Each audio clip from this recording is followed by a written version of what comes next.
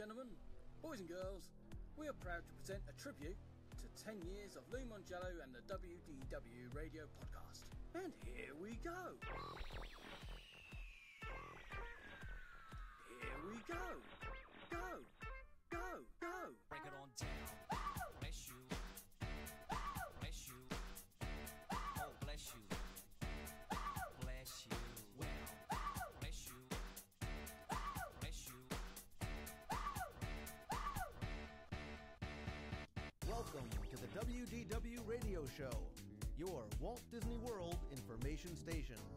I'm Lou Mongello, author of the Walt Disney World Trivia Books and owner of DisneyWorldTrivia.com. You may remember me from such podcasts as the Mouse Tunes Disney Podcast, but as they say, all good things must come to an end. However, I'm pleased to welcome you to the very first episode of the WDW Radio Show. That's what it's all about. Just having fun and sharing our common love for a place that so many of us feel is truly something special. I am truly humbled, flattered, and overwhelmed. I'm Lou, and really hope that you enjoy what I'm doing with the new show. New show. 2007, 2007, 2000, 2007, 2007, It seems only fitting that for our first profile we hear from Jonathan Dichter.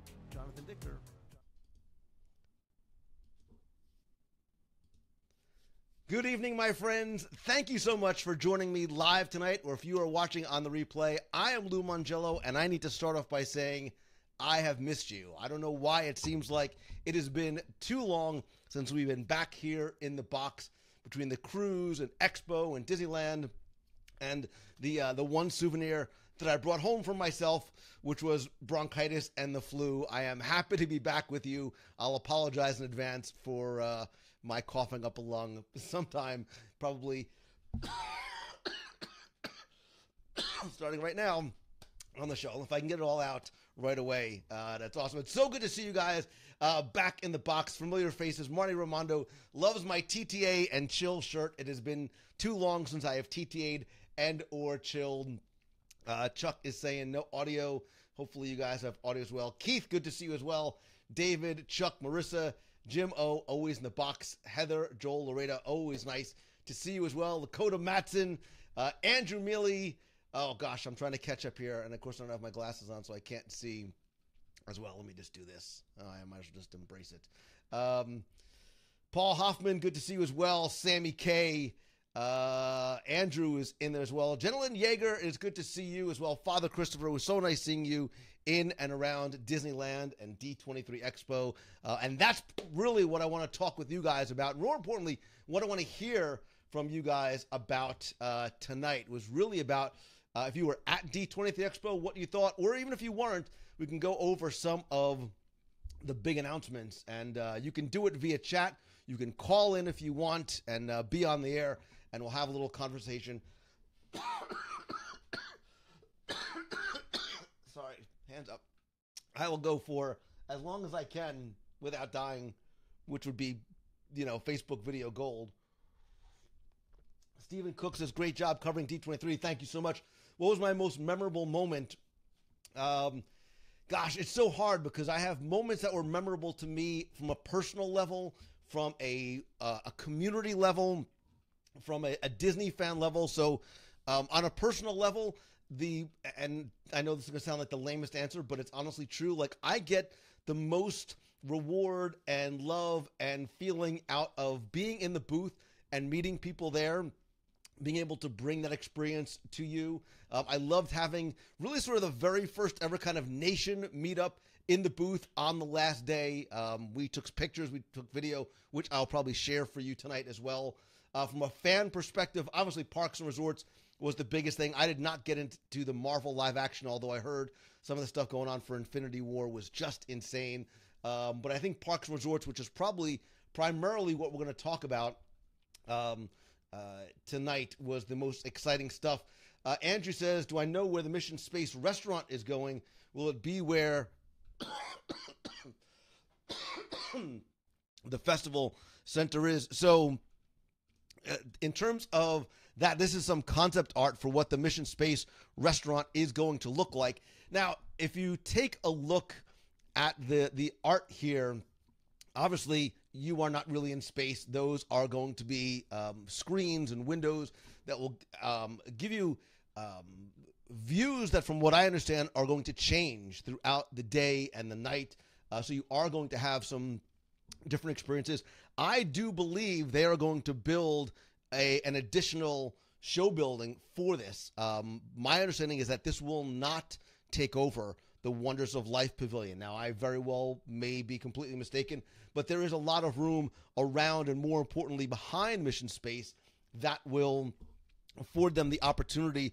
And this is one of the things that I had heard about coming beforehand. I really didn't feel comfortable discussing. I believe it's for Disney to release these things officially and confirm them when they are confirmed. But this is one of the things that got me excited because, look at me, I clearly love any new restaurant concept that's coming. But more importantly, we talk about immersive experiences, interactive experiences. We'll talk about the Star Wars Hotel, certainly in that vein. But this is going to be one where, you know, the restaurant is sort of a show in and of itself. It made me almost think to what plans for what the Explorers Club was going to be in Tomorrowland 3 decades ago that never came to be.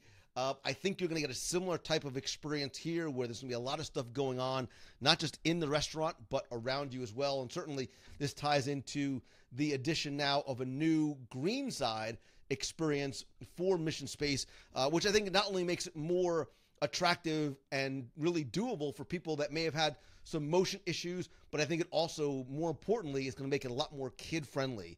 I think that's the one thing that Mission Space might have been lacking, was the ability for young kids to ride. I think that's one of the things that they're hoping to obviate with the new missions on the green side. But I really do like the idea of the restaurant. It looks incredibly well-themed. Something unlike what we have seen before. And I think as we talk about the changes coming to Epcot, the theming of Epcot, the mission of Epcot itself, this to me feels like what Epcot was originally about. These sort of futuristic, exploratory, new types of experiences. Father Christopher is wondering if it was going into the Odyssey. I don't think it's going into the Odyssey for a number of reasons.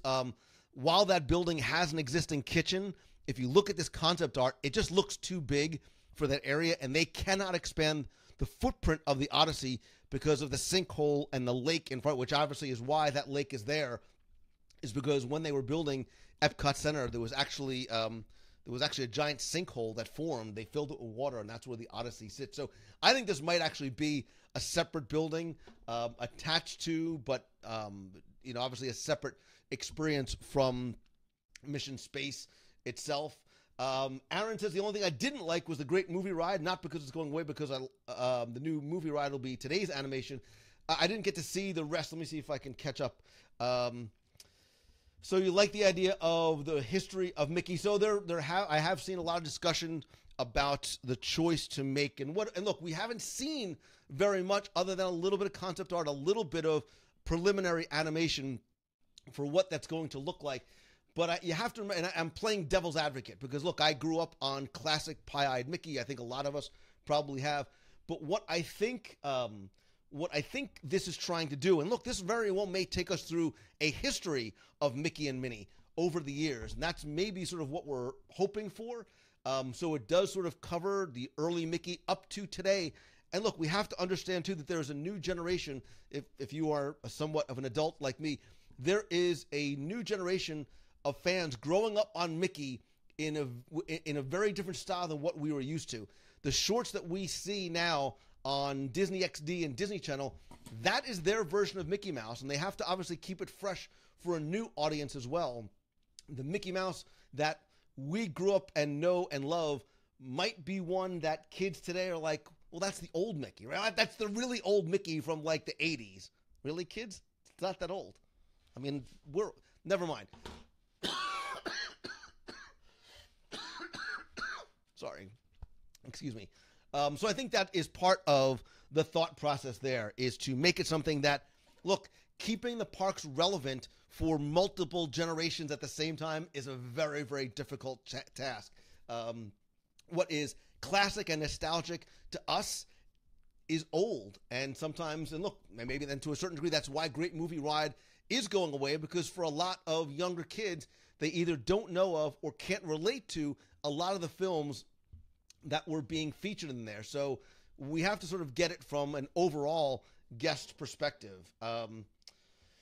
So let's see. Andrew Klein is going to the giant 800-pound Wookiee in the room, and that is, of course, the Star Wars-themed resort hotel, asking about, is it going to be a 2 to 3 night stay? So, Andrew, what you are explaining or describing is exactly what I think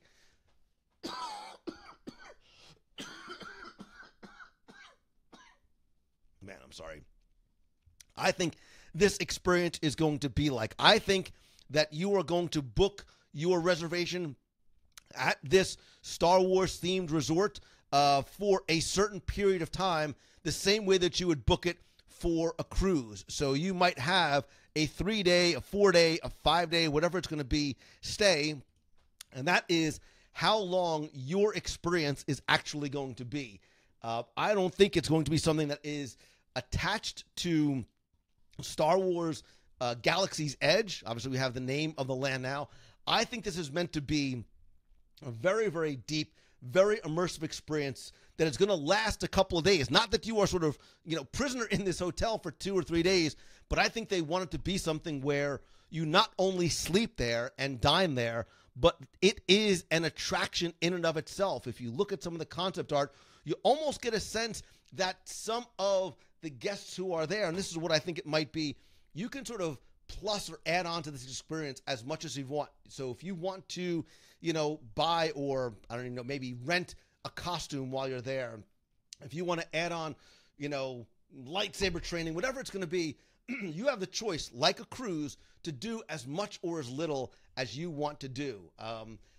They have not announced where it's going to be. As a local, as somebody who drives through property quite often, over the past few months, I have seen the breaking of ground and the installation of a lot of infrastructure in areas that have not been specifically designated on maps in the past. Again, I don't think it's for me to say, but there are some areas that I do think it's going to go. It needs, obviously, a relatively large footprint to do it. So if you happen to be driving down World Drive and going towards Animal Kingdom, you might see some property there that has recently been cleared that is huge, that may or may not be able to fit a resort in there as well. Hey, I just saw that Ricky DJ Technoid Reed is in there. I know a lot of you have been following along. I don't want to share too much for those who don't, but brother, we are all been thinking of you and hoping that you guys are doing well. So Andrew Klein says, will there be no designated access to Galaxy's Edge? That's one of the things that we don't know, is how this resort experience may or may not tie into the land itself. Will they have specific excursions? Will they have designated time in the land or specific experiences in that land? We don't know. There's a lot of very preliminary speculation going on in terms of what it might be, but I think that's what my expectation is a 2 to 3 day experience, 2 days on, 3 days on, back and forth. Very, very immersive, with some optional upgrades. And obviously there's going to probably be some type of tie-in into the parks itself. But I also don't believe that this is going to be necessarily a resort that, if you are not a guest, maybe is one that you go visit. I don't know that they'll have restaurants that you will be able to go and experience in the resort if you're not actually a resort guest. Again, this is total conjecture. I have a very long disclaimer that you can read on the side because I know nothing. I am guessing. Becky says, I think it would be awesome if the ship lands in the early morning or after hours to experience the land. And Becky, I think that's what it's going to be. And I'll sort of, and first of all, thanks Becky Mangan from MEI and Mouse Fan Travel for being such a big part of our Expo experience last week. But to your point, I want to rewind a little bit, because when they were designing the original Tower of Terror hotel, and if you go back and listen to the show that we did talking about some of the original versions of it, whether it was going to be a Young Frankenstein hotel, whether it was going to be, there was the Mel Brooks association. Even when they got to this idea of this old hotel, sort of the early 1900s, they wanted to make that a real immersive hotel experience. And what they had planned on doing, and I don't know if it was, well, I've seen concept art where you would actually, you would be picked up at the airport in sort of like an old Woody type wagon, and the windows would be blacked out with curtains, so that once you got into that, that's when your experience started. And from the moment you stepped into that vehicle, you went back in time to 1928, 1929, and that experience continued in that hotel. I think what the Star Wars Hotel is going to do is take that idea of that completely immersive experience and do the same thing as well. So they might be going from the Woody station wagon to some type of a starship, but I think that's what it's going to be. Bob, I see Steve is in town talking about you today. He had the seafood terrabon, which is my favorite thing there. It was your favorite, one of the best things he ever had in his life. I might be there on Friday, my friend, so I will keep in touch with you. I'm not sure if Steve's going to be there. Would love to see him if so, but it's been too long. So maybe that's why I'm sick, is because I'm having boathouse withdrawal. So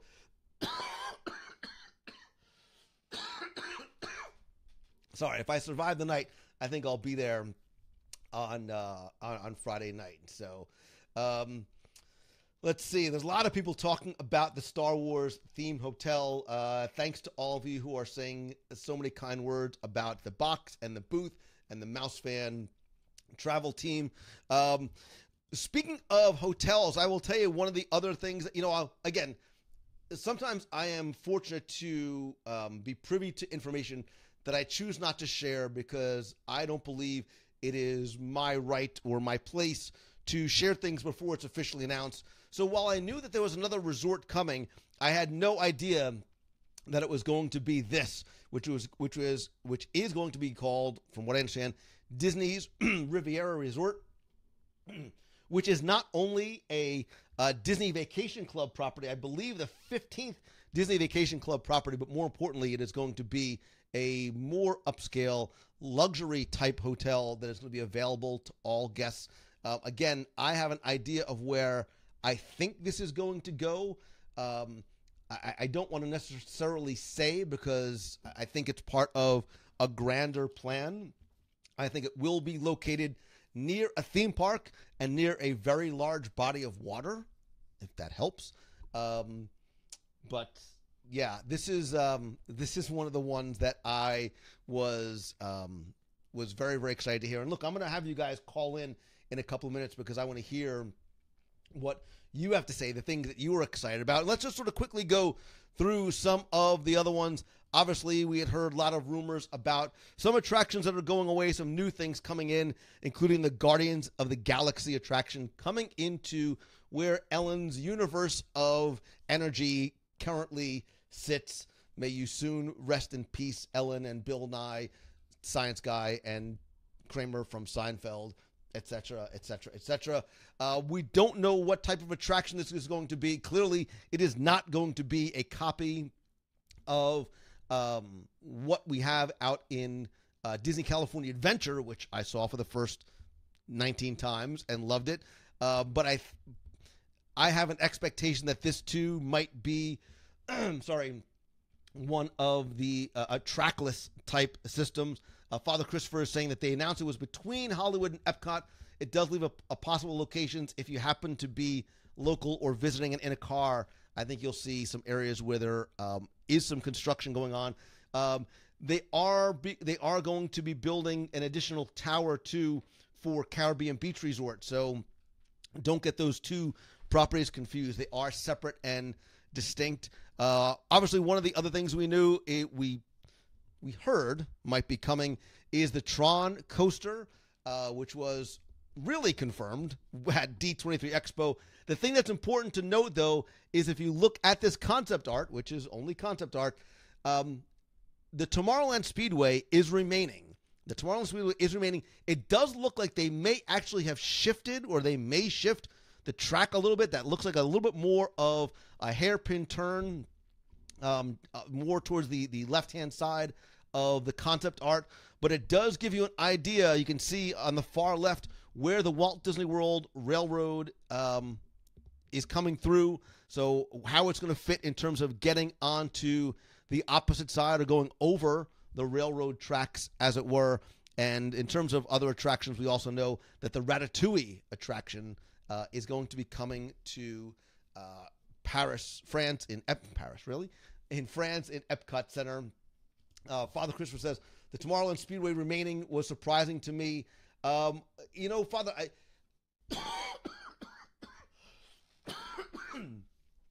while it is remaining, I do believe it's going to get an update in terms of not just in theming, in name and in story and in ride vehicles as well. Right now, it very much is a throwback to the gas-guzzling, very noisy, smelly cars of the 70s, but I think that is going to change. I would not be surprised to see a new corporate sponsor come to that attraction, probably in the next year or so, and the introduction of more energy efficient and forward-thinking ride vehicles. How's that? Mark Thompson rode Tron at Shanghai. It's the most unbelievably themed coaster I have ever experienced. Not just awesome, but very awesome. Get this man some miso soup. No kidding. No kidding. Lynn Yaw says Disneyland Paris is awesome. Let's see. What if so Aaron Taylor, it says, what if along with the Tron coaster for adults, the Speedway gets a redo to the grid with little light cycles for kids and guys like Lou Mangello who can't reach the pedals? Okay, I added that part because I figured that's what you probably meant. So yeah, Paul, I don't want to say who I think is coming in, but I do believe a corporate sponsor is going to come. I think there's a huge opportunity at what will soon be the updated Speedway. And the other thing I want to say too, and again, treading lightly as I say this, is that what we heard revealed at D23 Expo, I do not believe in my little heart of hearts that is everything that's going to be happening.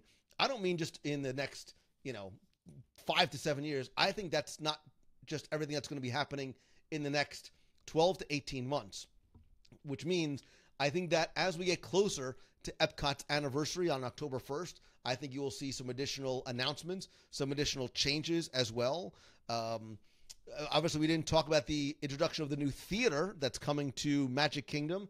This, I think, is more significant than what people are talking about. The bright, shiny Tron and Star Wars and Ratatouille objects are very easy attractors, but I think this is going to bring something to Magic Kingdom that we enjoy at California Adventure and don't really have anywhere else. And this is going to be live action, big Broadway style stage show. If you look at this concept art, that building is very wide and it's very deep. And I think that it's going to be a more significant presence and change than one might actually expect. So that is one of the things that I'm excited about. Obviously, we heard that the gondolas were coming.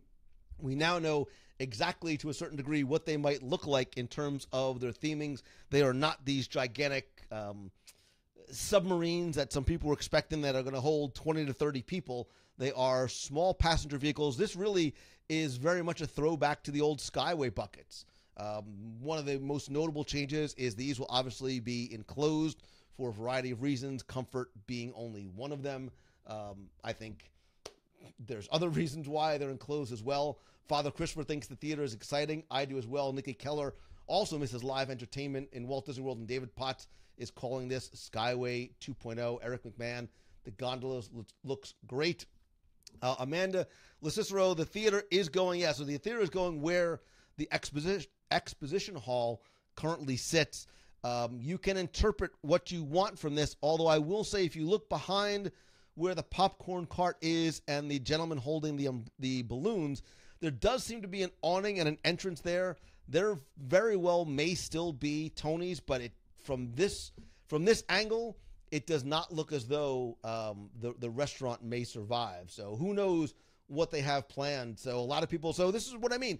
So people like Joanne Wesley, a lot of people, Aaron Taylor says, okay, as long, some people don't like Tony's, but Tony's is a lot of people's favorite restaurants. And I get that, and I understand that, and I appreciate that. And I appreciate the fact that people enjoy that. So just because it may not be your favorite, there's going to be somebody else who might think that it is a bigger deal to lose a place that they enjoy so much.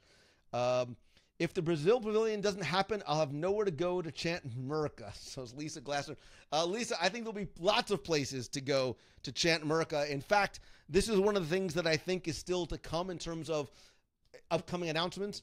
If you looked at the concept art for Epcot Center, you will see that Future World has a slightly different footprint, especially where Innoventions currently sits.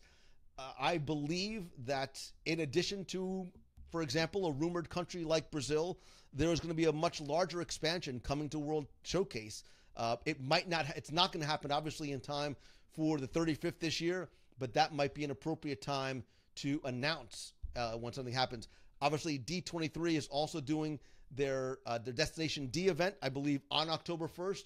That might be an appropriate time and place and audience to announce something like that. Look, not everybody can get out to Expo. Not everything is ready for Expo. You also want to gift the people who are there with something special for their attendance at things like that. I think you're going to get some additional Epcot Center announcements this October as a gift to Epcot on October 1st. That's when a lot of the announcements are going to happen. Not a lot, or some of the announcements. I don't love Tony's. It's the only place you can sit down on short notice for table service in Magic Kingdom with the littles. True, although you can, I think a lot of people overlook Skipper Canteen as a place that you can get into as well. I'm not sure if the littles might enjoy it as much, but we'll see. And look, to that point, I don't believe that the expansion in Magic Kingdom has been fully realized as yet. I think in addition to the Tron attraction, the changes in the Speedway on the opposite side of Tomorrowland, where the Tomorrowland Galaxy Palace Theater currently sits, I believe that area is going to get opened up and blown out, because if the Town Square Theater, and I'm trying to show you as if you can see a map, if the Town Square Theater sort of gets blown out in the back and they sort of close that area off, there's a huge footprint back there, which is currently used for deliveries and parking, to build an attraction, a restaurant, maybe something that's a combination of the both. You've said too much already. But mark my words that the Galaxy Palace Theater space is, I do believe, at some point going to be updated. So Keith says, come on, Lou, we're from the Northeast. We know good Italian food. Look, the best Italian food in the area is not at Tony's. I agree with you. But people say Tony's isn't the best, but I'll miss the nostalgia of it when my kids were tiny, slurping noodles. You better get them back there fast. Skipper's is great, just not a 4-year-old friendly menu. They can wait outside if they don't like. No, I'm kidding. Halfway. Lakota Matson wants to see more World Showcase, probably some Central and South America and Indonesia. So Lakota, I believe there are larger plans for World Showcase that are not just on the table, but are in the books. I think that there's a variety of reasons that they did not announce everything at Expo. One, because either it wasn't ready. Two, because they wanted to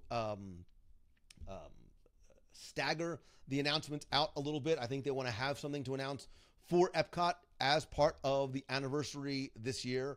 And I think there's other things coming too. I don't look, D23 Expo, while it's a great place to showcase some of the major announcements, it is not the only time, it's not the only place that those things are going to be announced. So I would look for something in Innoventions in that area. I would look for something else coming to Future World.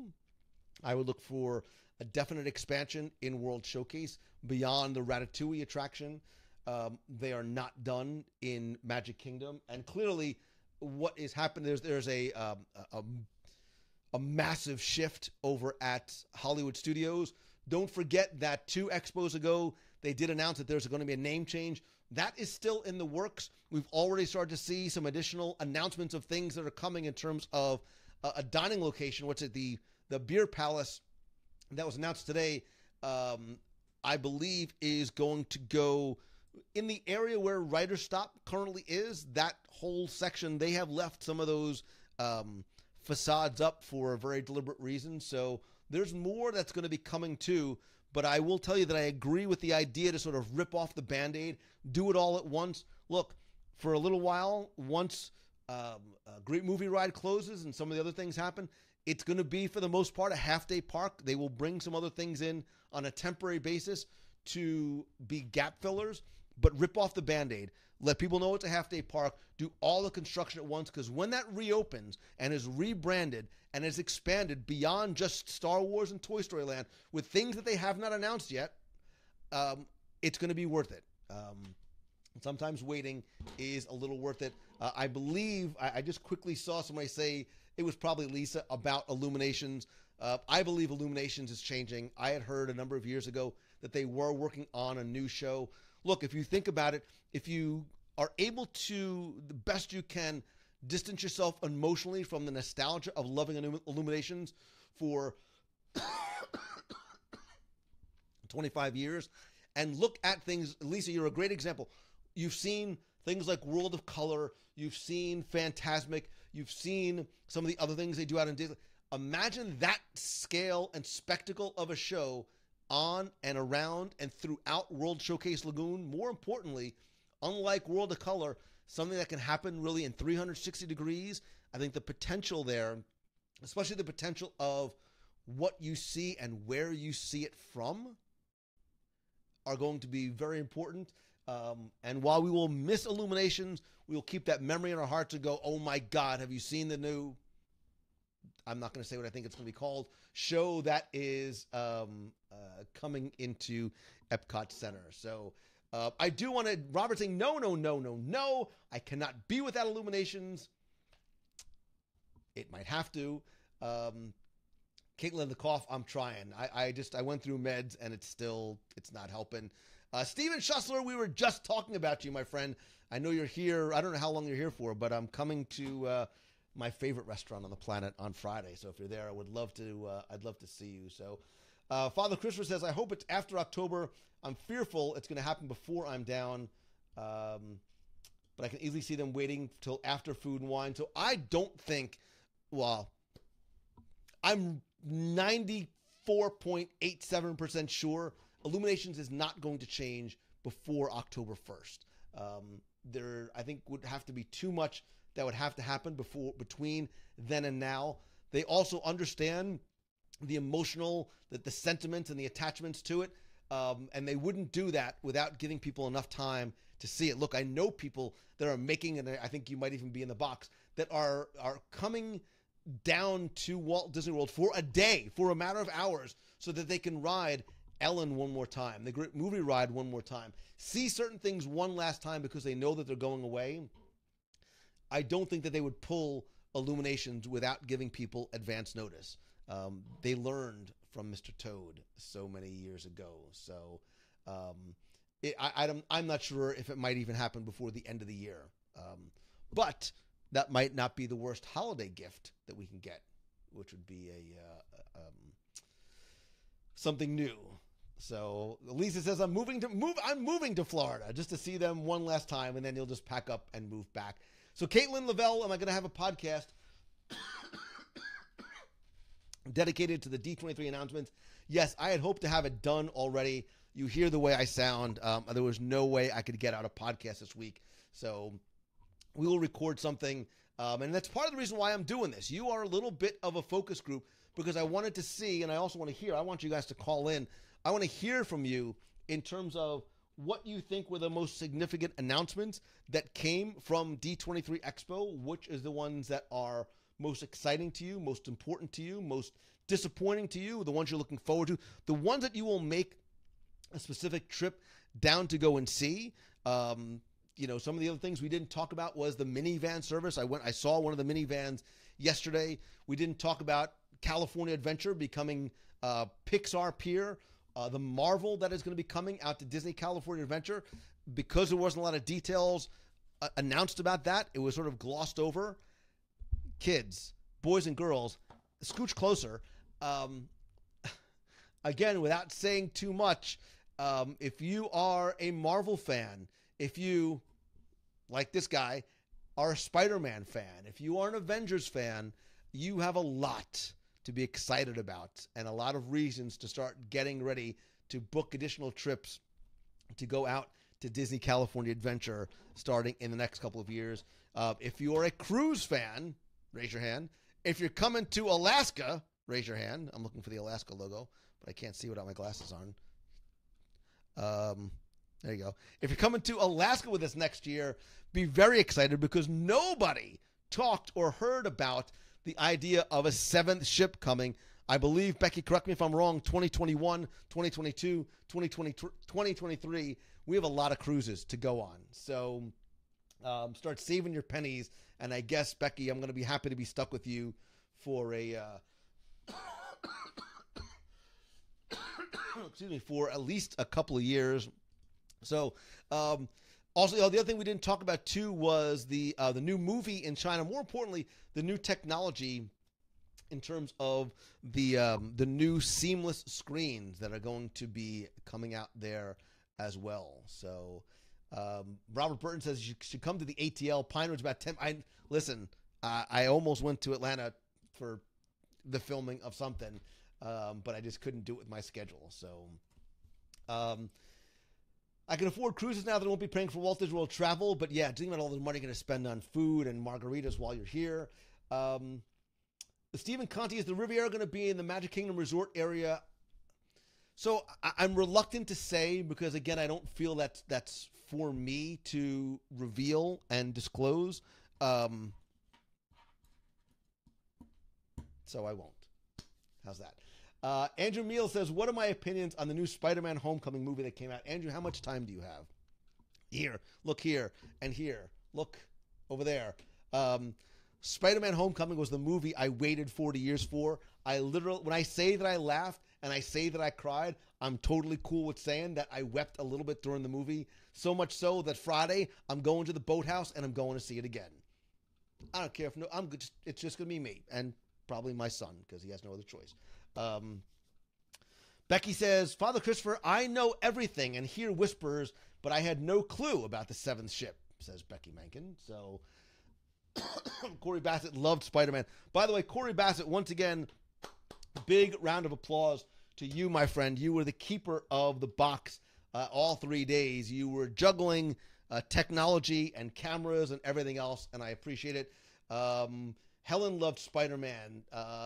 Let's see, who else? Shelly says her husband loves Spider-Man. Carrie loved Spider-Man. Lisa loves Spider-Man. Tracy loves Spider-Man. We all love Spider-Man for so many reasons.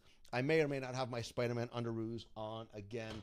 But I really do want to hear, look, enough about me talking. Oh, wait, before we get to your calls, there's a couple of things I want to I don't think we ever got to even touch on too, which we'll talk about on the show this week. If you are in the box and you are watching and you participated in the inaugural, because I'm going to do it again, the inaugural Disneyland Quest, by the way, and thank you again to Mouse Fan Travel for helping to make that happen. Give me some hearts, show me some love, give me something that I can see. You guys were awesome, and I appreciate all of you. I hope you guys had fun going through the park for 5+ hours and trying to get through all 250 questions because I'm a crazy person and wrote 250 questions. For those of you who did not participate, excuse me, I'm so sorry. We will talk about it on the show. Maybe actually what I'll do, okay, if you participated in the inaugural Disneyland Quest and want to come on the show this week to talk about that and Expo, maybe I'll select somebody who was in the Quest or a member of the nation. Maybe I'll pick somebody who's a member of the nation at Expo and at Quest to talk about them all. And I want to congratulate the winning team, whose name I don't remember right now. I know Shannon, it was something King, something. They received, courtesy of MEI and Mouse Fan Travel, a trip to Walt Disney World or Disneyland, plus park tickets and a mystery box. And they also received this shiny, shimmering splendor of a Disneyland Quest. I don't believe in the everybody gets a trophy, but I do believe in everybody gets a medal. So all the participants got a medal. We had 30 teams. We had a lot of fun throughout the day, and that was really, I really enjoyed doing that. I can tell you, because I think I sort of said it to everybody there, it is not just the inaugural Disneyland Quest, but there will be an inaugural Walt Disney World Quest coming maybe sooner than you think.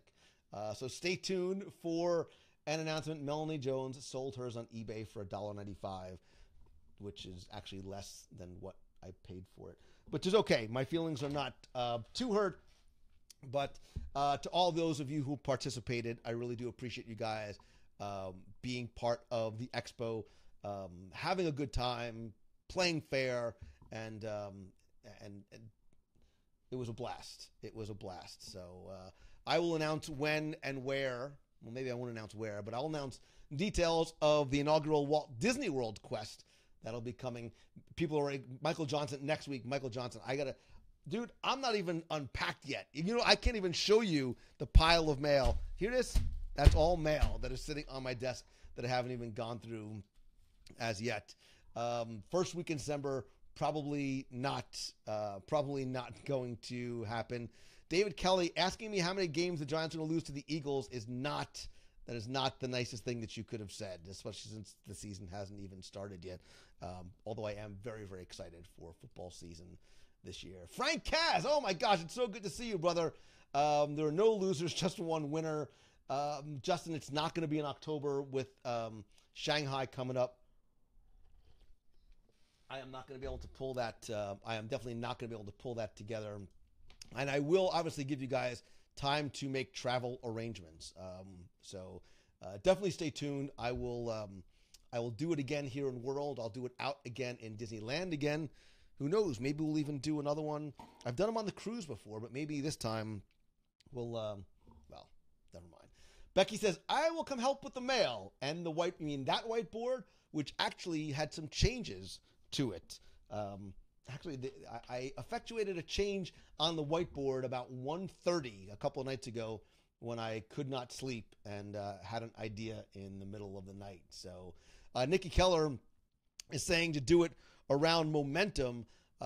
There's a lot of stuff going on around Momentum already. Although I will tell you, by the way, that if you're interested in coming down and maybe learning from some folks like, did I announce it yet? Wait, did I announce who the other speaker? I don't think I did. So you know that Duncan Wardle, the former Vice President of Innovation and Creativity for the Walt Disney, did I announce the other Disney guy yet? Should I do it now? Maybe I'll wait. We're going to have a number of speakers. We're going to have an interactive workshop. I would love to help you turn what you love into what you do. Go to LouMongello.com/momentum. This is actually wrong. There are no longer 12 seats left. As of today, there are 7 seats left, and only 1 mastermind ticket is left. So if I'm still alive by that time, I would love to have you guys be there to join. But Becky says, I can't even do the Becky voice. That's how sick I am. I just had a brilliant idea, and I emailed it to you. That both excites and scares me. But we shall see. We shall see. Jason Rucker says, am I giving away any of the stuff from D23? Yes. And some of it, which I didn't get a chance to give away during Expo itself, includes things like this limited edition and numbered. And look, I chose 33, like Club 33. This limited edition Epcot poster. We also have, given to us from Noah, we're going to use these for a charity auction. We have one of Noah's Genie posters. I got a whole bag of stuff that still has not been unpacked yet as well. But yes, I will be doing some giveaways. We'll be doing some charity stuff. We're going to do another Dream Team Project charity auction later on this year. Corey did pick the number because he knows 33 has significance. And Corey, thank you for not picking the other one. Let's see. Martin Shergold, always good to see you as well. So Shawnee Down says, if I had to pick one announcement, which one would made me most excited? So it's hard because some of them I had known about, and so I was able to sort of get excited earlier on. I think the Star Wars Hotel, in terms of something we haven't seen before, is one of the most intriguing to me. Believe it or not, I like the gondolas. I like the gondola attraction because it is, I think, not just a transportation system, but it is an attraction. Oh man, if I had to pick one, I think, and I know initially some people's response might be negative. I think the Guardians attraction that's coming to Epcot is going to usher in a new era for that park. And look, love it or hate it, Frozen did wonders for the attendance in that park. It is what it is. The attendance numbers since Frozen opened in Epcot have jumped massively. It's a guest satisfier. It's a guest attractor. Guardians is going to do the same thing. I think those two are the first forays. Obviously, Ratatouille is another. There's going to be a new nighttime spectacular. There's going to be new Countries in the World Showcase. I think you're going to see some changes to some of, or at least one of the festivals, the food festival party things. I don't want to say specifically which one. So I think in terms of the continuing evolution of Epcot Center, I think the Guardians, the Ratatouille, even the China, the blurry parts of the concept art are probably the most significant in terms of the changing of the footprint. For those worried, Corey thinks they can keep the energy theme and put the Guardians in. Becky says, if Guardians makes you laugh as much as it does in California, it'll be amazing.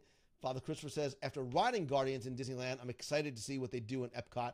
Look, you go to Guardians in California Adventure, and everybody that I informally surveyed said use the exact same word in however they described it, and they said that it was fun.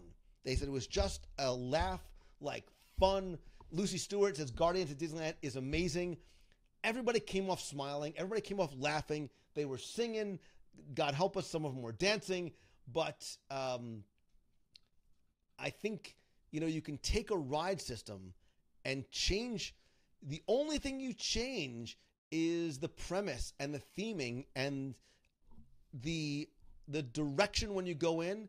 And it takes that thing from being scary to being funny. Lisa says it was like a party on a ride. Like, that's the attraction that is meant to go on as a group, right? Every time we rode, all 19 times, was a group. And I was listening and watching everybody else as much as I was watching what was going on, because everybody had a smile on their face. They were singing. They were dancing. You're riding over and over again because you want to see which of the 6 songs you can get. Like for Becky, it was like, I'm not leaving until I see all 6 songs. Like, and I think we got 5 out of the 6. So I think that's what it did. It brought a really fun element into that park. Look, unlike, all the Marvel films have a bit of humor to them. Guardians was probably the most fun of all of them. I think that's what that is going to continue to bring into Epcot. That's what the Guardians attraction in Universe of Energy is going to bring. Look, Ellen's was funny for a while, but after a while it's like, okay, I got it. You talk about attractions that were dated. It was, if you look at it now, it was showing some signs of wear. I think it is going to make that, especially that side of the park, very fun again. So Ray got 5 out of 6. Didn't get Hunka Hunka Burn in Love. We got Burn in Love. What was the one that we did? No, maybe we didn't get Burn in Love. maybe was that ladies, and I use the term loosely, what was the one song we didn't get? Did we not get Burnin' Love? Right. So all we were missing was Elvis. So maybe that's sort of the random one, but that gives you a reason to keep on going back. Look, I think Disney is, again, they're doing some creative, forward-thinking things. Change is good, but with change comes loss, and I get it. Look behind me. I'm a nostalgic kind of guy. I'm sad that some things are going. I'm exciting about what I think is coming. Grimly Grinning, that is one of the areas that was not touched on that I believe is going to, I believe on October 1st, we will hear about the fate and the future of Figment. Say that 3 times fast. The fate and the future of Figment, more importantly, that pavilion as a whole in terms of what is going to happen with it and its theming. My feeling, my prediction, and maybe it is the Figment nostalgic that's coming out in me. I believe that the attraction is going to get a major upgrade in terms of ride system, in terms of theming, in terms of story. But Figment, and maybe a friend, are very much going to be the focus of that attraction again. Figment is a guest satisfier. Figment is a character who has not changed in the past 30 years, but continues to sort of fuel the sentiment of nostalgics who remember him the first time when the attraction first opened, which was the best incarnation of it, and for young kids who are meeting Figment for the first time and are enamored with him, or kids who are or adults who are being introduced to him via the comic books. Figment, while he almost seemed to be an afterthought when they took him out years ago, I think is now sort of the unofficial / official mascot of Epcot. And I think in time for the anniversary this year, you are going to see just how much so that is really going to be the case. So I have talked too long, so I want to hear from you guys. I want to hear your thoughts about D23 Expo, the announcement, the Disneyland Quest, the cruise, stuff that we're doing, stuff that's coming up, questions that you have. I would love to hear from you guys. So I'd love for you to call in, and you can call in using that number right there, 407-413 let's see, where's the other one that I had? Okay, 407-413-WDW1. Any word on a new corporate sponsor for Spaceship Earth now that Siemens has pulled out? Steven Schmidt, I haven't. I think that is one of the things, not necessarily for that pavilion, but I think you will see new corporate sponsors coming into Walt Disney World, specifically Epcot Center, coming this fall. Hey, this is Lou. It seems like forever since I've taken a call. Who is this, and where are you from? How do I get through every time? How do you get through every time? I believe that you are Lisa Donato Glassner, a fellow D23 Expo participant, Disneyland Quest runner-up, and soon to be fellow Florida resident. Yes, and yes. Runner-up is probably generous, but we had a good time. We had a really good time. You're so sick. Sorry. Yes, mentally and physically, I am still sick. But it's good to hear from you. And so tell me why you're calling it. Is there something specific you want to talk about? Is it Expo as a whole? Do you want to just say how amazing the Quest was and how grateful you are for the countless hours and late nights I put into every aspect of it? Yeah, that's exactly why I was calling. You took the words right out of my mouth. All right, good night, everybody. No, I mean, God, there's like so much going on now. I just felt like I had to call in. So, yeah, D23 was absolutely amazing. I went in completely blind and nervous because I felt like it was going to be, this overwhelming, crazy lines, experience. Which and it was. It was, but I think we kind of went in with reasonable expectations and we had a fantastic time. Quest was great. I had never been to Disneyland before, so I was really hesitant about, even being able to show my face afterwards and going in, but but we had a great time, and I think like the questions were the sorts of questions that were made for. I mean, had I known my way around the park a little bit better, would it have helped? Yes. Had I spent a little bit more time at Toontown? Probably. But no, it was phenomenal. Like we had a fantastic time, and like ends up being way more competitive, like throughout the day than we expected to be. So, like, I'm all over whatever the next quest is. Excellent, thank you. And it'll be a much shorter commute for you too. Yes, yes. If I can ever get my house closed. So for you, what was, and don't give the recovering attorney answer with subsections like Lou Mongello does, what was the one announcement as a Walt Disney World fan that you think was the most significant, surprising, or the one that you personally are most anticipating? So that's a lot of different questions, right? I mean, nothing shocked me because I think we knew a lot of what was coming. Like the new ships was, like, for me at least, out of the blue. The new theater was out of the blue. The announcements that I was like super, super excited about, like I'm really excited to see what they do with Guardians at Ellen. I'm crazy excited for Tron to be coming. They didn't shock me, but like to finally hear it coming out of their mouths was awesome. Yeah, I mean, I guess that's like a lawyerly answer, but I mean, the stuff that I was most excited about didn't like completely shock me, but it was just awesome to hear it be confirmed. If everything that they announced opened tomorrow, what would be the thing that you'd want to see or do first? Wow. Wow. Tron, probably? I mean, only because Guardians, I feel like I'm completely blind to what they're going to do with it. Okay. Like, I guess I know what's coming for Tron, but I don't know. I'd be park hopping that day, for sure. Yeah, well, we'll see how much park hopping can go on, because I have a feeling the lines for Tron and Guardians and Ratatouille and as yet to be unnamed attractions are going to be quite extensive. Yes, yes. So. Well, I mean, I guess if like a stay at the Star Wars hotel was going to be is on my option list, I would take that. Yeah, it'll be interesting, especially as locals. That'll be sort of a getaway staycation.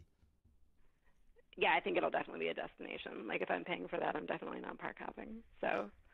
And I think the idea of the Star Wars themed hotel potentially might be like a cruise to keep you in that experience in that building, as opposed to look. Sometimes when I would come to Walt Disney World, there was no reason for me to get a big room with a great view because I was never there. It was really just a bed and a shower. So a Savannah view at Animal Kingdom Lodge made no sense to me. Yep. The same thing for the Star Wars hotel. Why pay for that kind of experience if you're just going to be running around the parks all day? I think it's going to be like a cruise where they want to keep you in very specific, unique experiences on that property itself. Yeah, we're the same way. I mean, obviously I own DVC, so we spend a lot of time at Boardwalk and other, deluxe resorts for that reason.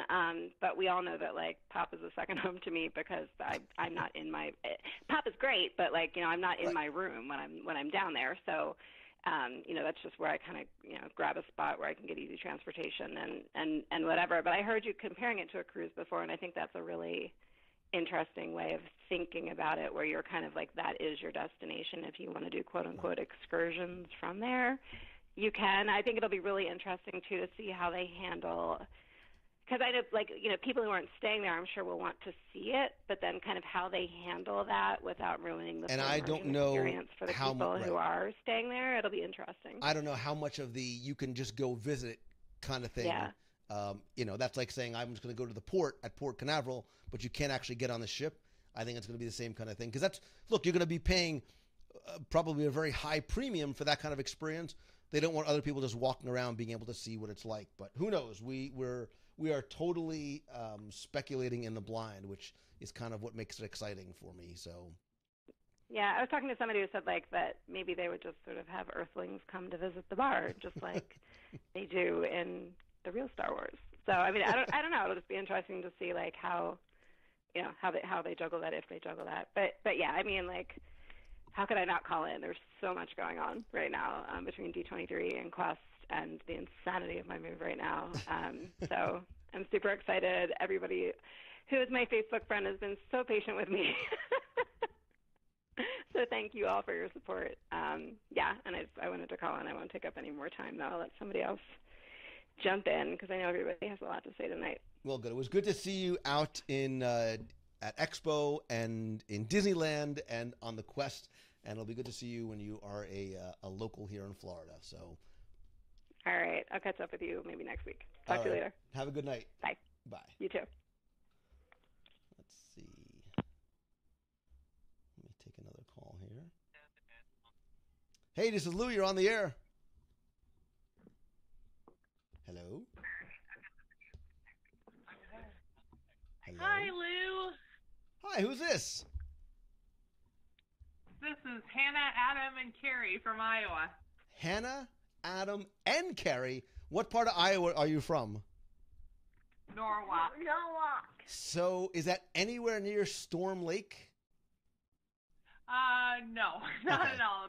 Actually about 2.5, 3 hours away. Considering that's the only place in Iowa that I've been, I don't think there's any place that's close to Storm Lake, Iowa. No, probably not. So how old? It sounds like you have a couple of kidlets with you. How old are you guys?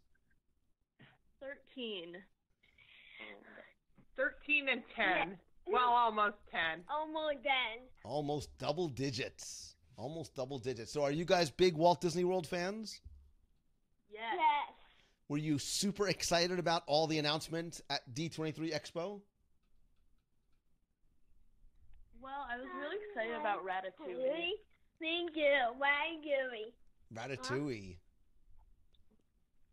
Well, I think Ratatouille is exciting for a lot of people because I think one of the things that Ratatouille does is, again, not only make it give another attraction in World Showcase, but it also makes it more kid-friendly, more kid-accessible. I think for a lot of parents who are parents of kids who are 7, 10, 12, even 14 years old, World Showcase, if you're not a food person or don't want to just wander around, there's not necessarily an attractor there. But when you have a ride in World Showcase, all of a sudden now it's going to become a destination for kids. And I don't think that's going to be the last thing that you see that's going to be very kid-friendly coming to World Showcase.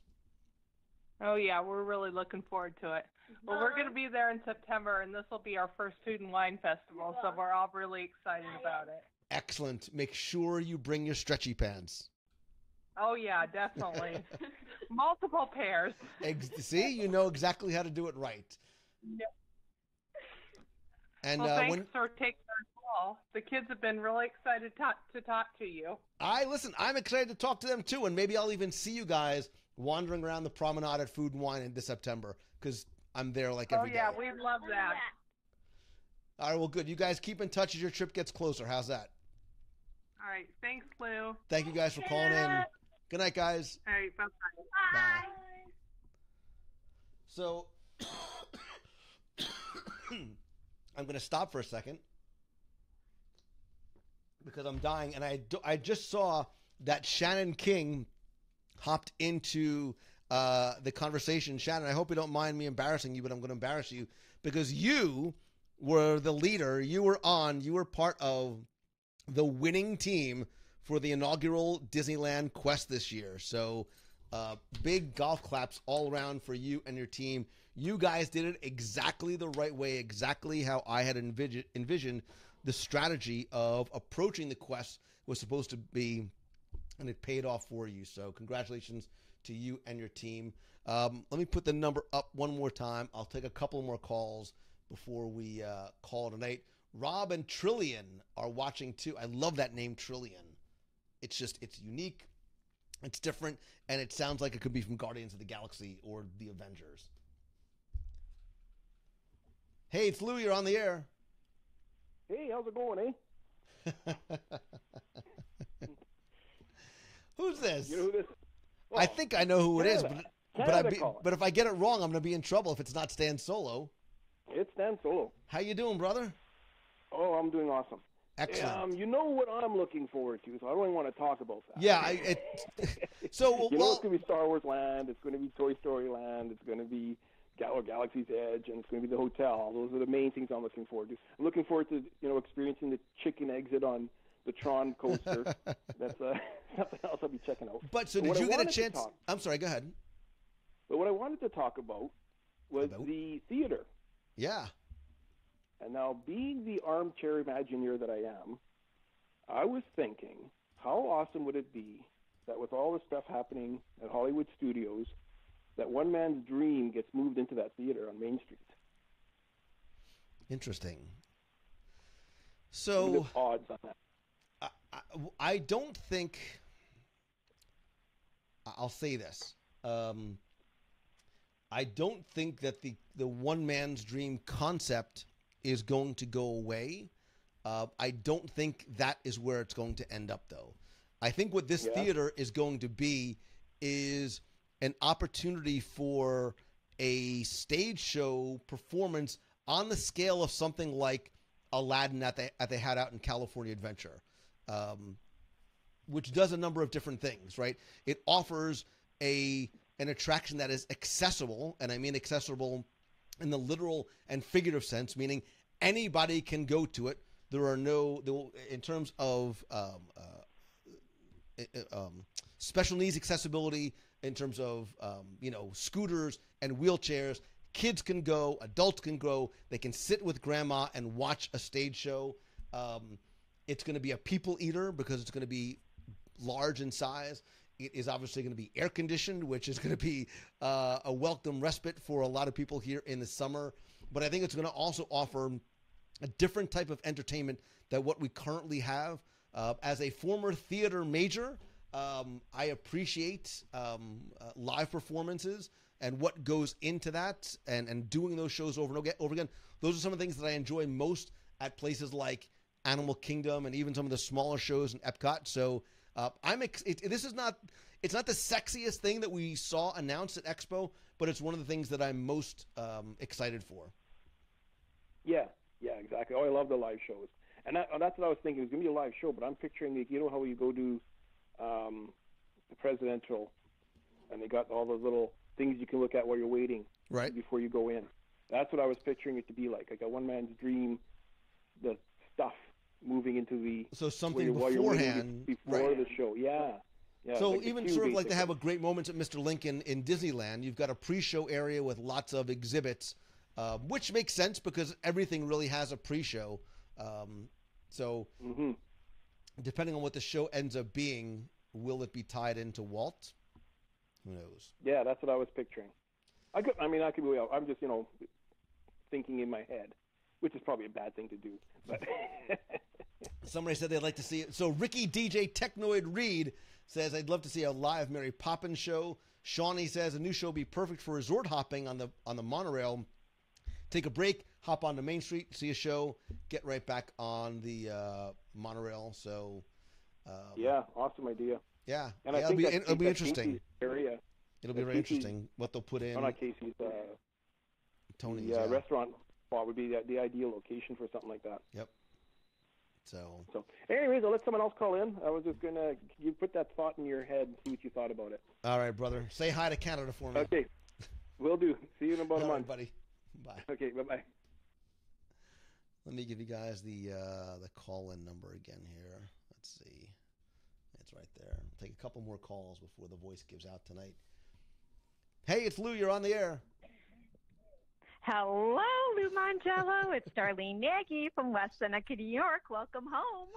Thank you so much. I've missed your voice both on the call-ins and because I haven't put out a show in 2 weeks, which I apologize for. I missed the shows, too. I keep going and looking, and I'm like, there's no I'm show. So sorry. But I got to tell you, I absolutely loved the interview you just did with Lee Cockrell. It was absolutely so mind-blowing to hear his voice again on the show. It was great. Oh, thank you so much. I've been friends with him on Facebook, and it's just amazing to watch him and know that you guys know each other and stuff, and that one day I hopefully will be able to meet him in person as well. So that would be great. Yeah, Lee's a good guy. He's become a friend, and I'll be excited to have him, at Momentum. Maybe I've said too much, but yeah, Lee's a really good guy, and I love some of the stuff that we do together. He gets it. Obviously because of his role, and look, I could just listen to him telling stories about his time here and in Paris. So. Oh, exactly. Yeah. Oh my gosh, it was just absolutely amazing. But thank you so much for taking us. I know it's not easy on you to go and do what you do, to do your job, and working with Becky, you've got the whole team and everything, but I know how tiring it is for you to go and take us along with you and do all that extra work carrying the box around, and all of us, your family. It was just great to see everything for everyone who could not be there in person, for like me and my husband and like the Sternbergs to be like watching it and Stan and everybody. I mean, it was just amazing to walk around the expo with you. Oh, thank you so much. Yeah, when you can't be there because of work or, funds or whatever, or you just don't have the time and you can't take the time, and you're doing this for us, it touches my heart. You just take such good care of us. Thank Lou. you. Look, it is an honor, and I mean it when I say it's a privilege, because the most valuable thing that you have is your time, and the fact that you spend and share it with me and watch and share it with your friends. That's why I do what I do, and you give me the greatest gift by affording me the opportunity to take this thing that I love and share it with you guys in a lot of different ways. So that's why I am the one who is thanking you. Thank you. I don't know, I can't remember if you guys touched on it or not, but what are your thoughts on the hotel in Paris? In terms of the Marvel theming that's going on the New York theming. I will say this, Darlene Nagy from West Seneca, New York. If I didn't have a reason to go to Paris before, I certainly have one now. I knew you were going to say that, and I wanted to go to Paris for a long, long time. So hopefully you can push that out a while. Yeah, I think so we've been talking about it. Yeah, we've been talking about Paris and London, doing a UK Paris trip for a few years now. I think once this happens, that's going to be the thing that is going to really push it over the edge. We know so many people who watch and are from the UK that I want to go and see in person. I also obviously want to experience the parks and the food. And look, I think this is just another one of the indicators in terms of the Marvel presence in the theme parks, not just in Paris, not just in the overseas parks, not just in Disney.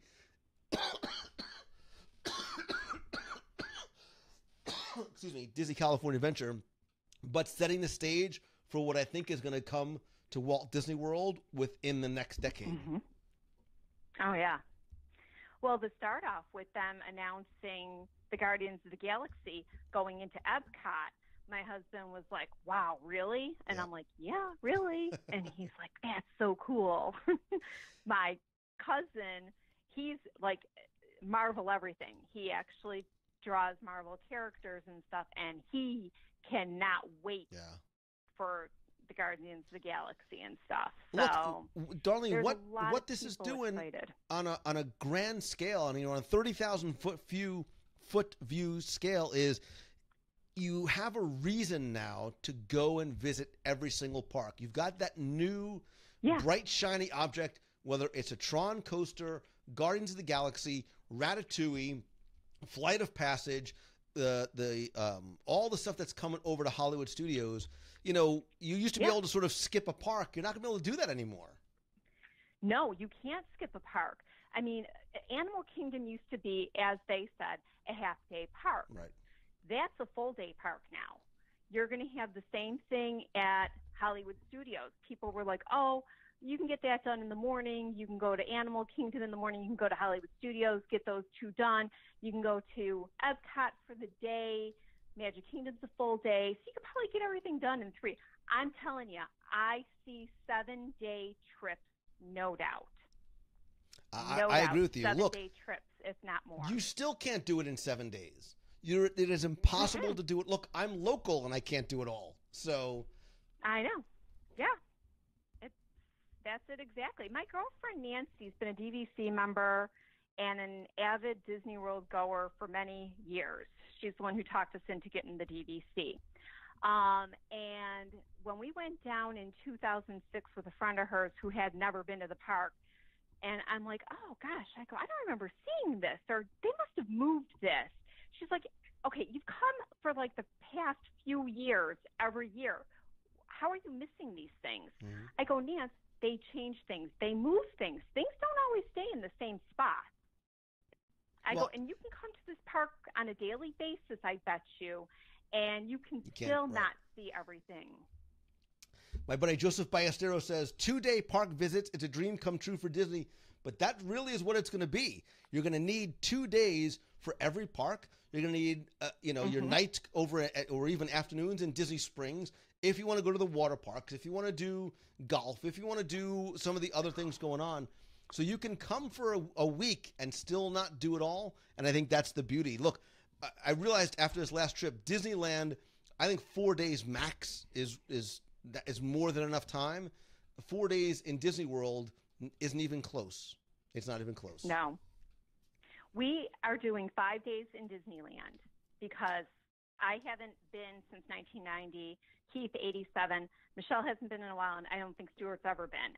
So we're doing 5 days in the parks when we go. Look, you need 2 days just for the food, Darlene. Like, the food alone is going to keep you busy. I need you to come and eat with us and show me all the food spots so I don't have to look for them myself. I will be your culinary tour guide. There we go. Do you know I've never been to a water park yet down in Disney? Stop it. Ay, Dios mío. I know. There's so much for me to do yet. Every time we go down, we're like, we can't leave the parks, though. You know what I mean? Exactly. So I hope once we retire down there, I'll be able to go. You will have plenty of time. Stuart Sternberg says, food is my favorite Disney attraction, and that's why I love that guy. We're going to have a lot of taste testing to do when we go. I've already told them. I'm sure. I'm sure. Well, I don't want to keep you. Love you, and get better. Thank you so much. I said hello. Give the Please kids tell a everybody hug. I said hi. I will. All right. Love you too, kiddo. I'll talk to you soon. Sounds Bye-bye. good. Bye.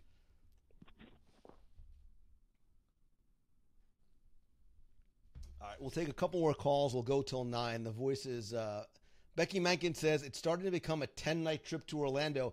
Becky, what I think it's becoming, because look, we haven't even talked about things like special events, right? And special events no longer is limited to Not So Scary and Very Merry Christmas Party.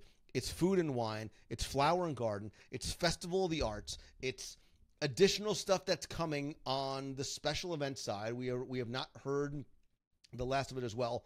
It's reasons to come, look, for a lot of people, and I understand for financial and work reasons, the average guest is about 4 to 5 years in between trips.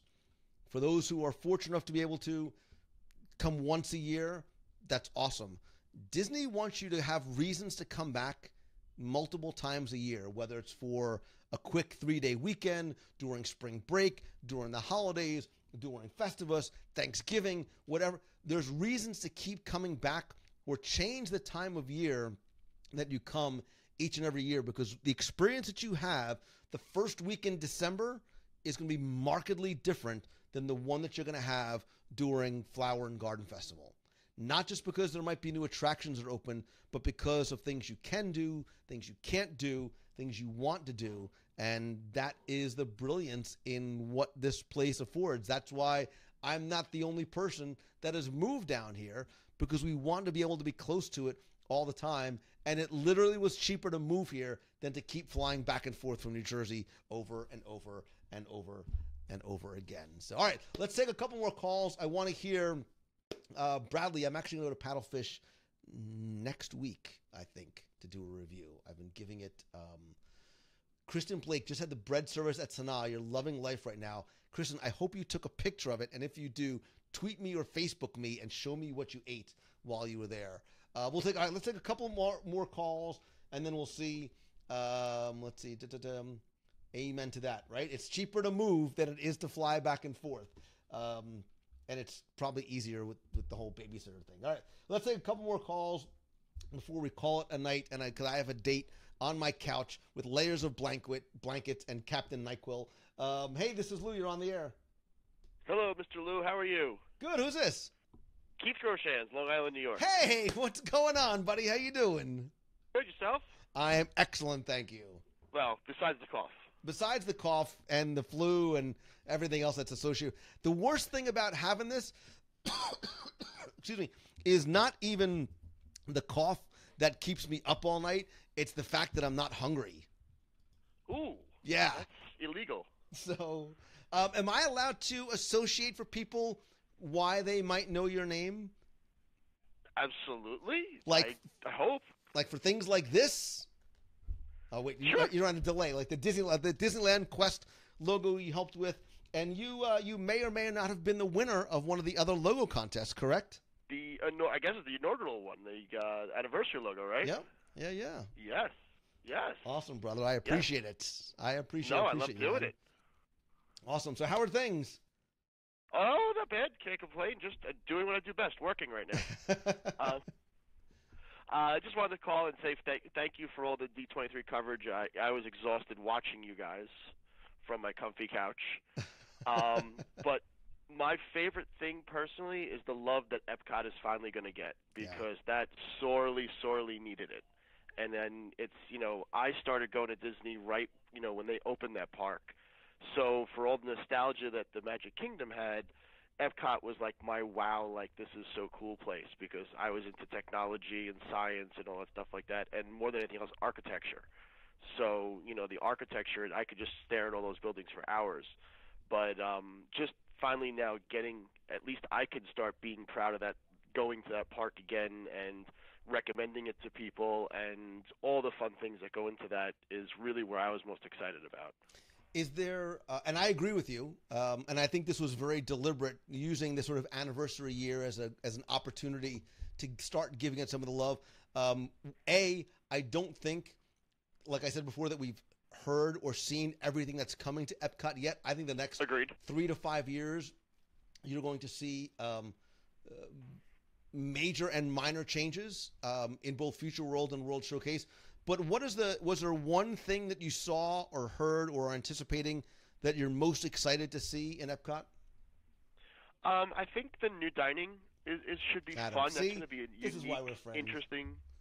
I mean, I just think the interesting part of using the screens, and Disney's been perfecting that screen technology, not like their neighbor down the street in just trying to make you ooh and ah, but like with Turtle Talk with Crush and like all those things like that.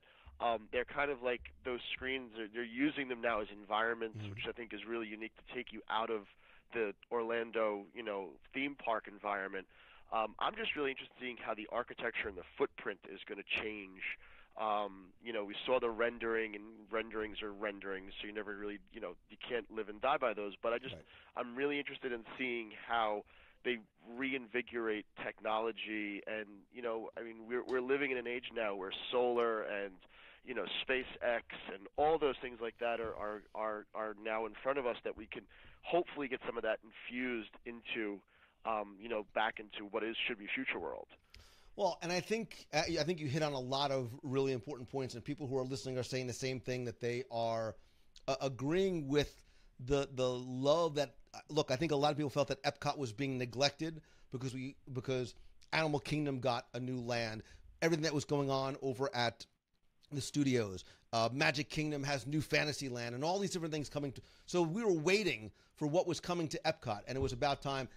People are saying that they appreciate the fact that Disney, both in their announcements and during the presentation, were very much hyper aware of the sense of nostalgia and the mission and the things that a lot of us who were there in '82 love and miss about that park. And I think they're going to be very respectful of that as they continue to grow. I think that the concept art even was a very deliberate nod to that early concept art that we saw for Future World specifically. I think it's also intentionally vague and blurry in some parts, specifically areas by Interventions. That main thoroughfare, if you look carefully, looks a lot different than it does right now, and I think it's blurry. I think it's dark. I think it's overgrown in some areas because of some changes that are going to come there. And I think when October 1st comes, and I can't believe it's just a couple of months away, I think they're going to continue with that, and I think that they are going to unveil some things that are going to continue to pay homage to that original vision of Epcot, both from a mission standpoint and a nostalgia standpoint. Yep. No, I'm looking forward to it. I know back in '82 and when we first opened, the one thing that just blew my mind when I was a kid, and it seems so passé now, but I'm sure you remember, and I can't remember what they're called, but those kiosks where you could talk to a live agent to make your dining reservation. And, you know, back when you didn't make them 180 days in advance, and you'd walk in the park and find out who had availability, and that to me was like, as a kid, blowing my mind that you could do that stuff. So, you know. But yeah, I'll let you get back to the show. I just wanted to call and say hey, and thanks again for all the great coverage. Awesome, brother. I appreciate you, man. I'll talk to you soon. Good stuff. All right, buddy. Bye-bye. Bye. You know, it's this, and maybe because of the people that I've been speaking to, there's this continuing trend when we're talking about parks and resorts, and I think it's something that Disney is not only hyper aware of, but has reacted and responded to, and it is this sense of nostalgia in a romantic kind of way. There is a sense of loss about things that are no longer there. Look, Figment is a great example, right? At one point, Figment was completely gone. Dreamfinder was dead. Their word, not mine. Like, it was just over. But they listened and they brought him back. And then as time has gone on, when they bring back the Orange Bird, when they bring back the Tiki Room, when they start to resurrect some of these things that on paper probably don't sound like they make a lot of financial sense. Like some marketing guy was probably going, we're bringing back what? The Orange who? We're not going to sell Orange Bird merch. Yes, you are. Because there's a generation of people that love and miss and remember that. That is something that brings us back. It's something we introduce our kids to, and they become fond of it, and they fall in love with it too. But I think the fact that they are not just listening in a passive way, but in a more active kind of way with surveying and social and doing things and making changes based on what they see would be guest satisfiers. Disney doesn't, when it comes to change, that they're smart enough to understand the importance of the nostalgic. Absolutely. Look, there was no greater nostalgic than Walt Disney, right? So much of what he did in Disneyland was based on nostalgia. Main Street USA, his memories of growing up in small town Missouri, bringing some of classic fairy tales that he remembered being told to him as a child to life in movies and in places like Fantasyland. Like, he got it. Frontierland, the sense of nostalgia for the Old West. All those things were important to him. I think so many of the people that work for and at the company get that. Look, you can hear guys and girls, women that I've had on the show who work for the company but are fans first. If you were watching a live broadcast and you see somebody like a Brian Blackmore or a Brian Crosby or a Ron Cohey start to talk about them things and watch the excitement in their eyes. And I specifically remembered talking to Brian Crosby, and he would sit up in his seat as he was telling a story and getting so excited. Those are some of the things that motivate this company, that motivate the decisions, because they're fan first. And so they get it. And when you talk to a guy like a Jeffrey Epstein or a Steve Vagnini, who were helpful in bringing things like Orange Bird back and some of these classic things back, or keeping things from going away, you understand that the decisions that are made are not always about what looks good on a balance sheet. It's understanding what guests want, and the sense that we are, look, not to say any other place specifically, there's no other place, there's no other destination, there's certainly no other theme park where guests, fans are as passionate and enthusiastic about it, right? That look, nobody's moving to Florida to go to Weeki Wachee every day, right? Probably not if other people are moving to Florida to go to, some of the other, nobody's moving here to go to Gatorland. There's not a lot of people that walk into Great Adventure and get on a monorail, get on a Main Street vehicle, get on an attraction, or see a castle and start to cry. Disney gets it. This is an emotional, passionate thing. And while I sometimes shake my head and bury my face in my hands when I see some of the anger and the bitterness and the ugly meanness on places like Twitter and even on Facebook, and there's a little tiny part of me that says, you know what? They do it because they're passionate about it. They write what they write. They say what they say. They start podcasts. They start blogs. They do all these things because they're passionate about this place and what it represents to them. And that's why nostalgia is so important, because for so many of us, that passion is rooted in not my last trip on Flights of Passage or my first ride on Guardians of the Galaxy or my last 4 chimichangas on Disneyland's hub, partially due to that. But it's because of the memories that I have of going as a kid, of doing the world phone things in Epcot with my dad to make dining reservations, being in Tomorrowland and desperately trying to reach the pedals on the vehicles. I mean, that was last week, but it also happened when I was a kid as well. The first time we take our kids, the first time we see the look in their eyes or on the eyes of somebody that's gone for the first time, that's why we love this place. And I'm being incredibly long-winded because I think and I believe that Disney gets it too. And the decisions that they make, while sometimes are hard to understand, they are very much hyper-aware and sensitive to the fact that we are nostalgics as well. And sometimes I think it's hard for them to get rid of something that they know people are going to love, but we have to believe that there is something better. There's a song from the original Muppet movie, I hope that something better comes along, and I think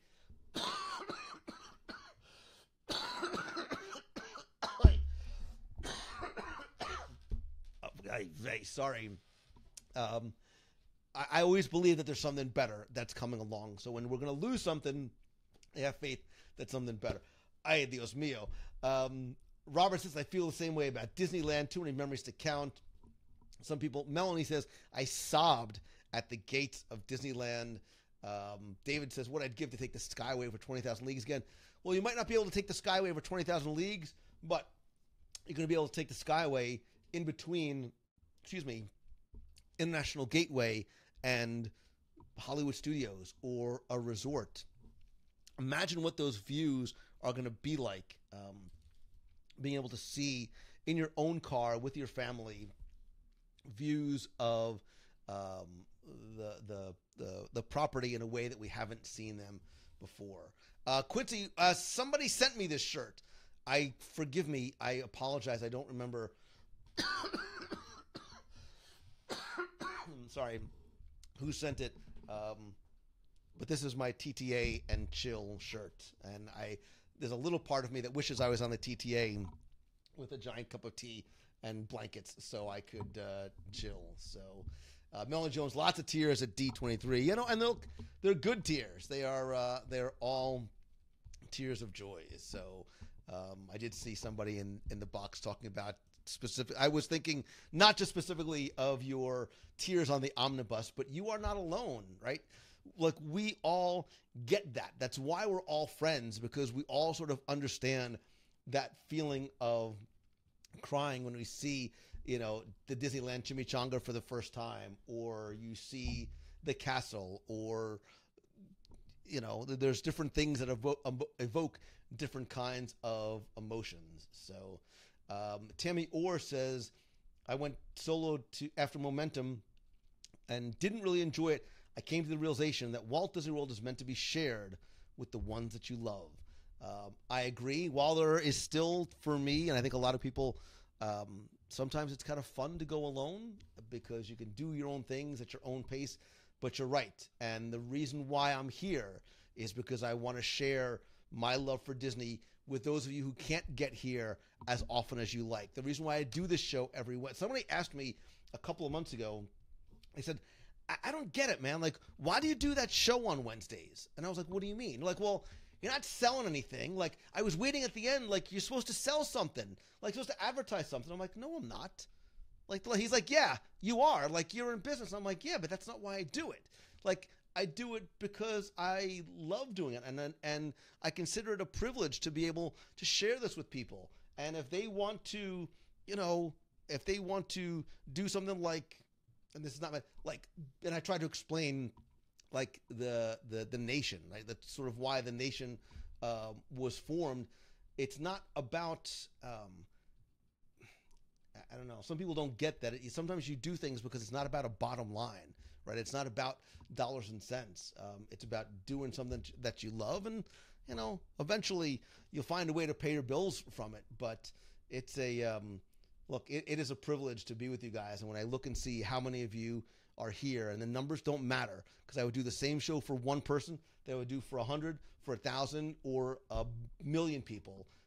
I'm grateful individually and collectively to each and every one of you. And I apologize for my coughing tonight, but there was no way that I was going to miss seeing you guys on Wednesday night. It's after 9 o'clock. This is getting better. This is getting worse instead of getting better. But what I will tell you is I will definitely be back. So let me just see. Next week, I am going to be back. I don't know.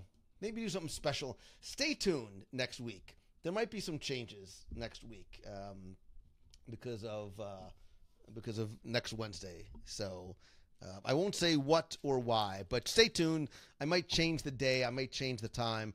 I might do something different. And Becky Menken, you know what? I did. Like, even you. Like, and notice, I didn't even take out the puppet tonight.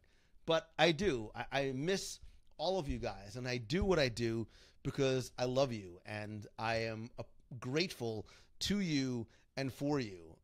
And whether you have been listening for a week, whether you've been listening for a month, whether you listen to one show or 100 shows, whether if you're part of the nation or have never come to a meet of the month, it doesn't matter. I'm grateful for the fact that you are here. Ray says, if I decided on a night for the nation video call, if I can get rid of this, I'm going to try and do it this week or this weekend, because I really do want to hear from you guys. Stay tuned. I'll post it in the nation group, and I'll also send you guys an email as well.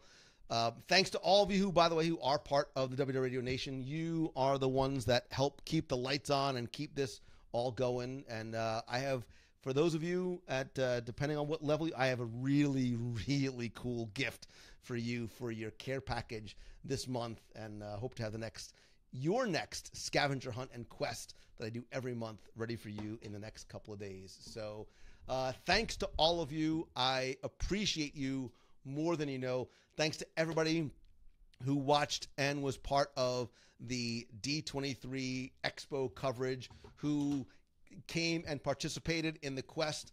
None of those things would happen without the love and the support of Becky and her team over at Mouse Fan Travel. They were great in the booth. They were great on the floor.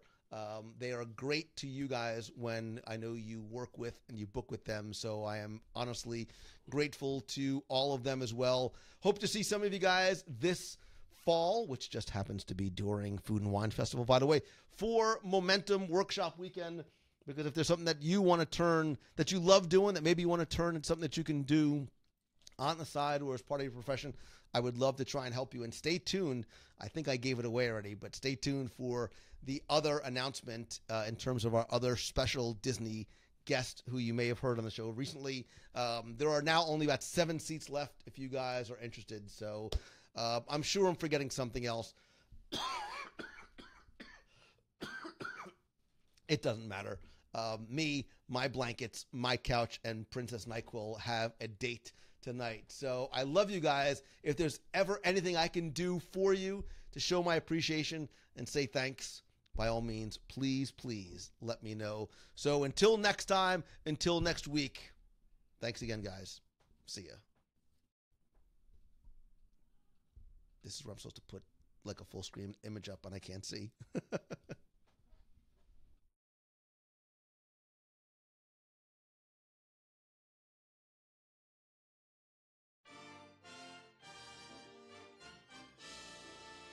Ladies and gentlemen, boys and girls, we are proud to present a tribute to 10 years of Lou Mongello and the WDW radio podcast.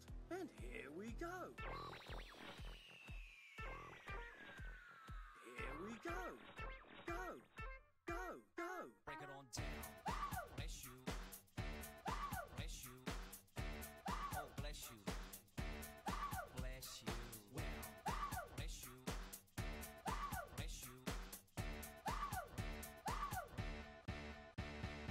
Welcome to the WDW Radio Show, your Walt Disney World information station. I'm Lou Mongello, author of the Walt Disney World Trivia books and owner of DisneyWorldTrivia.com. You may remember me from such podcasts as the Mouse Tunes Disney podcast, but as they say, all good things must come to an end. However, I am pleased to welcome you to the very first episode of the WDW Radio Show. That's what it's all about. Just having fun and sharing our common love for a place that so many of us feel is truly something special. I am truly humbled, flattered, and overwhelmed. I'm Lou, and really hope that you enjoy what I'm doing with the new show. 2007, 2007, 2007, 2007. It seems only fitting that for our first profile we hear from Jonathan Dichter, Disney legend Charles Ridgway. Well, thank you for having me. It's a real pleasure to see you again, and I look forward to a lot of times in the future we can have some good times together. I began in 1963 and have still done a few things for him in the last year or so, so it's been well over 40 years that I've been involved in trying to publicize the park. Disney legend Charles Ridgway. This is show number 27 for the week of August 12th, 2007. We're about to begin. In case of a loss of cabin pressure, just relax, okay? live from the WDW Radio Studios in Scotch Plains, New Jersey. The man is Tim Foster. Tim Foster is actually the guy that designed the WDW Radio Show logo. Scavenger hunts and mystery photos and things to look for and hidden Mickeys and all kinds of fun stuff. Even seeing the magic through their eyes.